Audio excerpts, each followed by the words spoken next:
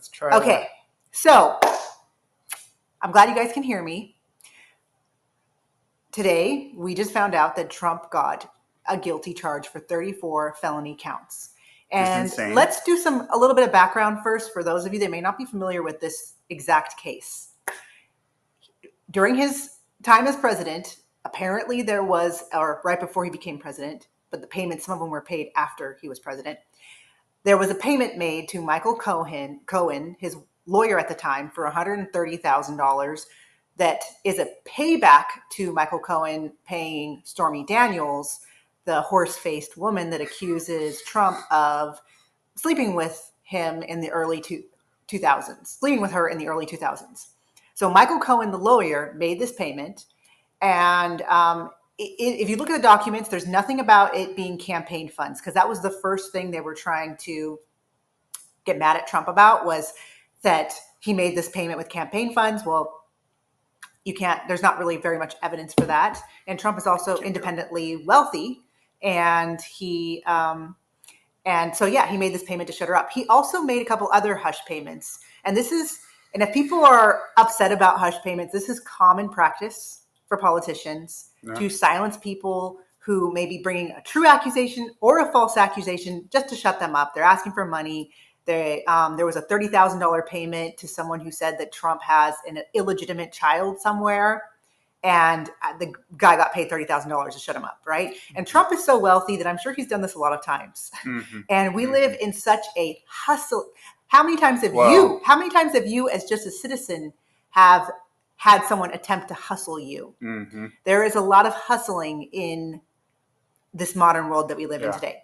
And lawsuits, frivolous lawsuits. Exactly. And sometimes it's just easier to just pay people off. Which, regardless, I mean, not even to like say if it's good or bad, whatever. It's just, I mean, and let's think about, it's pretty common. Let's think about Bill Clinton, and all of his accusers, and all of the women that have come forward saying that he harmed them or that he was with them. I'm sure there was, the fact that this is common practice, I'm not saying that this is a good thing. All I'm saying is that usually it's just a slap on the wrist. Right? Well, a slap on the wrist. If you're in the in crowd in the swamp, right? Yes, if you're in the in crowd. Yeah. And so Trump made this payment to Michael Cohen. He's saying that he doesn't know that payment was for Stormy Daniels or whatever. And Michael Cohen is this total snake dude who wants to be famous. He pleaded guilty of making this payment, and I'm sure he was given a deal of, we'll either make you rich and famous, or we're going to destroy you and put you in prison unless you say you're guilty, because they used him to get to Trump. Yeah, that's how it works. Yeah, and so the 34 charges are for each document. Yeah, it's crazy. It's not just a hush payment charge and he's done all these crimes. It's literally a check stub one of the charges. I stopped paying attention to all the details of the charges, because it's just, the whole thing's a joke, dude. I was like, it's just nonsense, right? There shouldn't even be a crime. But Collie went and looked it up. Yeah. And looked at how did they get to 34 charges? There's 11 charges are for legal services. So invoices, Michael Cohen's invoices that he sent to Trump, which he's the key witness. He's basically saying Trump knew of this, right? And then 11 charges for checks written. So 11 different checks are the charges. And then ledger entries, literally just accounting entries, 12 charges for that. Okay. So these 34 charges are for, I'm surprised they didn't charge him for the letter, for writing a letter, like a single letter, like A, that's a charge. B, that's a charge. Yeah. C, that's a charge. Yeah. So 34 charges. And then the actual case, in a Democrat-controlled city, blue city, Democrat judge, and the jury, who knows what kind of threats were happening to them. These people are very powerful. They're very sick, and they are putting people in prison who are aligning with Trump. Yeah, they're already going after his lawyers, and yes. And then there's the Jan Sixers and all that. Yeah. And Cohen did go to prison for lying. Cohen is guilty of lying, and he has admitted that he has lied. And in fact, in the case, there was other things that came out about him. He's a total snake. But because he has sided with the Democrats to go after Trump, he is their hero, and I'm sure he's going to be set for life. Okay, so that's the case. 34 charges, including just writing a check. 11 checks are part of it. So now we're going to talk about the implications. Yeah. Go ahead. So there's two different takes that are coming out right now, and you'll see kind of the lead guy on the one side is Matt Walsh, and his take from the beginning of this whole hoax trial has been basically that the powers that be want Trump to be the nominee, and somehow so they're saying Trump's in on it. And this is I don't think this makes any sense, but this is what people like Matt Walsh are saying. Who doesn't like Trump? He's a very anti-Trump. Yeah. Okay, and so he's saying that the powers that be want Trump to be the nominee. Which why would they still keep going with this? He's already the nominee. But anyway, they want him to be the nominee. This is going to ensure his win, and that this will ensure him his win. Which I don't know. We don't need him to be more prosecuted to vote for him. You know what I'm saying? Yeah. Like, I mean, we've already seen how these absolute swamp creatures go after him. Now, don't misunderstand. It will, in one sense, it will make him more popular. But the swamp isn't sitting there thinking, how can we make Trump more popular? What they're trying to do is keep him from getting into office. That's the whole point of this. And if you miss that, and if you focus, like Matt Walsh is saying, they're, I don't know, trying to get him to be. I don't think he could get any more popular, but yes, there's a chance that he could get more popular. I think Matt's argument, and people like him, not to just pick on Matt, but people like him, they really think that they're making sense by saying that Trump is part of the establishment, and the establishment wants Trump to be elected. And to me, it's like, I think that accusation against Trump needs to be let to rest. It's just so dumb. Like, guys. If you think that he's on the in crowd with all of the hell they've put him through. You can hate him. You can disagree with him. Yeah, you cannot like him. But he's part of the swamp. Come on. So there's that. There's that. But then there's also a lot of people right now, a lot of people, especially on the left, are looking up, can Trump still run as president as a felon? Yes, and the mainstream media right now is telling everyone, if you look it up right now, can Trump still run as a felon? Politico, CNN. Yeah, they're all saying he can still run, which is going to be, get ready for how annoying the left and Democrats are going to be. They're going to be like, a convicted felon. Yeah. We're going to hear that word felon to where we're just going to, I kind of like any of these words that we've been hearing out of their mouths. We're just sick of hearing it. Yeah. We're going to hear the word felon over and over. You guys are going to vote for a convicted felon. Yeah. It's going to be really annoying. Yeah. Anyways, so right now they're all putting out articles saying, yes, he can still run as president. Isn't that awful? Isn't that crazy that we have a system? There's nothing in the Constitution that says that you can't have a convicted felon or someone who has served jail time run. So you want to talk a little bit about that? That's the question. Yes. And it depends on the different states. It depends on which state you're in. And so if you ask me, my personal opinion is that they are doing this whole thing to check the box and say he is now a convicted felon. Which states can we keep him off the ballot in? And so the question becomes, and all it takes is one or two swing states or even a red state. For example, Florida, technically, you're not supposed to be able to run for office if you're in Florida. Now, if they are able to keep him off the ballot in a state like, let's say Florida, then it's game over. I mean, the way our elections work, it's so razor thin in the electoral college. All it would take was either one swing state or one big red state, and it's over. It's game over. And so there's a debate right now, and I think what you're going to see is, especially in swing states, you're going to see some people, like say Arizona, for example. Remember Arizona? They just rigged their last election with the. You're not allowed to say that. Well, that's part of the reason why I got a strike. So. Okay. Well, whatever. Okay. Maybe we'll do it on the. So their Secretary of State ran for office while being in charge of their elections. So right there, that should be, right? Think about that. You think Arizona is going to, now when they have Democrats in power there, they're just going to be like, oh yeah, convicted felon can be on our ballot? I don't think so. They were already trying to get him off the ballot. And that's the whole thing. He can still run, right? But they can remove him from the ballot in certain states. That's the question. They're already fighting to do that before this felon charge. And so now we're headed to a point where a lot of these states, especially swing states and blue states, they're going to remove him from the ballot. And you won't see his name. And so then here's what's going to happen because of that.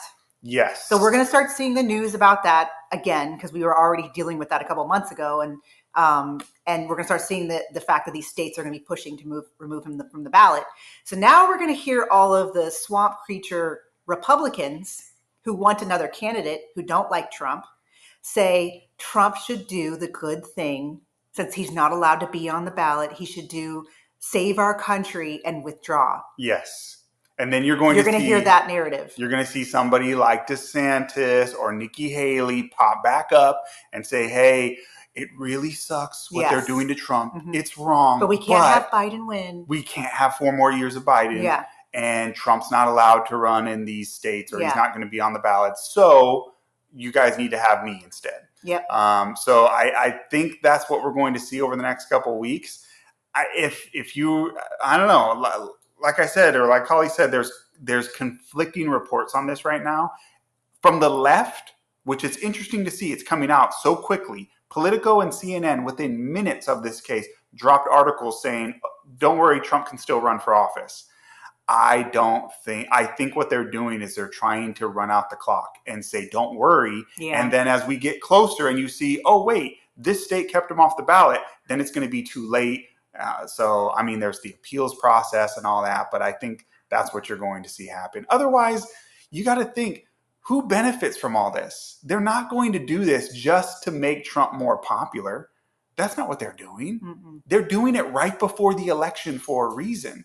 And they're not stupid. They know that this doesn't make him less popular. It makes him more popular. They know that. They're not dumb. So what are they doing? They don't want him elected. They want to keep him off the ballot. And people like this, the people that we have in power right now, and we all know how they got to that place. Whether you think it was, think something I cannot say that happened in 2020 or not, there was a lot of shenanigans that happened in 2020. Regardless, just COVID alone, the worldwide psyop of COVID alone was enough to be like, that was some major to collapse his economy. Okay. So the people that are in power right now, are they going to give it up easily? I don't think so. And they can't stand Trump. They hate him. And they never want to see that man in the White House again. So I think it's good to have hope, but I also think it's good to be realistic. And here's kind of some bad news. If Trump does win in November, what are they going to do to him? They're going to immediately start working to impeach him. Mm-hmm. They are also going to cause as much chaos in this country so that they can blame him, kind of like what they did in 2020. Mm-hmm. Cause chaos, riots, shutdowns, and blame him. Because remember, when Biden got inaugurated, I'll never forget, literally within a week, New York and blue states started opening up their restaurants for indoor dining. Mm-hmm. Yep. So, but if Biden wins, we're screwed too. So I think the best thing to do right now is to hang on to your faith. Yes. You are a believer, and hang on to the fact that we are going to go through some troublous times right now. But the war is already won over good and evil. Amen. And right now we're going to see evil people prospering and evil people seeming like they have won the small battle. It's this lame earth, right? In our country, which isn't doing that great anyways. And it's going to be discouraging, but please do not be discouraged. And also, we need to fight to the finish. Don't give up, even though it may seem like, wow, this thing, and I don't doubt that things are going to get worse, especially coming towards election time. They have so many tricks up their sleeve. Don't give up, but also just keep in perspective that if things do get worse, that there is a light at the end of this tunnel. Yes. But keep praying for our country, keep praying for the president. I that's pretty much all I have to say. I don't know if you want to say anything more. Yeah, I mean, just the idea that, look, I mean, hey, I hope I'm wrong. I hope I'm wrong, but I don't see any logic in why they would do all this, why they would go through all this, and then at the same time, they hate him. They're doing this for a reason. So, what they've been doing for years now against the guy, it's all this is what they're trying to do. So don't be surprised. What I would say right now is, like Holly said, number one, keep to your faith, but also red states, should have done this months ago, but they should be pressured right now to make sure red states and swing states that there's no glitches, there's no possible legal things that can keep them off the ballot in red states and swing states. They should have done this months ago because they knew it was coming. But yeah, and I agree with you on that. And I'm going to go back to my statement I just said before, and that is these people are going to flip out no matter what, whether Trump wins or Biden wins. And whether whoever, even if it's not rightfully won, these people are going to flip out. They have an agenda to destroy this country. We can't have a shining star in the world if we want to bring in a globalist agenda, globalist government, right? And America is a shining star. The U.S. is a shining star, and they want to take us out so that we can all be in this place where we're begging for a globalist government. And they're going to use all their different agendas to do it. And if they do it under Trump, it's probably going to happen even faster because they can blame him. So just know that there is a plan in all of this. There's a plan that's done by evil people, but then there's a plan that's by God, and God's plan always works out in the end. And it may seem a little rough at first, but we know how it ends. We know how it ends. Amen. But yeah, we wanted to go live on this. I want to keep it short, just kind of give our take. I'm sure there's gonna be a lot of different takes on this. Really kind of be wary about who you're listening to right now, and always listen to stuff with a critical thinking lens. Yes. And just these are our predictions. One, there's going to be people saying that Trump needs to that they're going to try and remove him from the ballot in a lot of these states, swing states, blue states. So get ready for that. Two, there's going to be swamp Republicans saying that Trump should bow out and that he should do the good thing for this country because he's not allowed on the ballot. So those people giving that take, they're snaky, right? And three, watch out for what's coming in November because I'm sure they have some tricks up their sleeves. So make sure you're getting ready. We're doing a lot of prepping right now. I used to think preppers were kind of crazy or whatever, but now I'm like, I think this is time to make sure you have the things you need in case there's a collapse and you can't get things as easily as we used to. Absolutely. So start getting prepped for that. I'll put some stuff in the links. I'm actually working on making a little prepper guide for people that's easy to read and easy to understand, and where you can get all the stuff you need in case when we do have some sort of crazy collapse, because that's what we need. We need to make sure we're getting prepared and take care of yourselves. Yeah. Right now, it's very important that you stay clear-minded, that you take care of your health, drink your water, and we need everyone to be strong right now. So that's our thoughts on it. And thank you for joining us. We had about 350 people here, or average 300. So that's awesome. We're going to do more lives. I've just been focusing on some other things for a little while besides social media, but I'm getting ready to get back on doing more commentary and stuff like this. But God bless you all. God bless.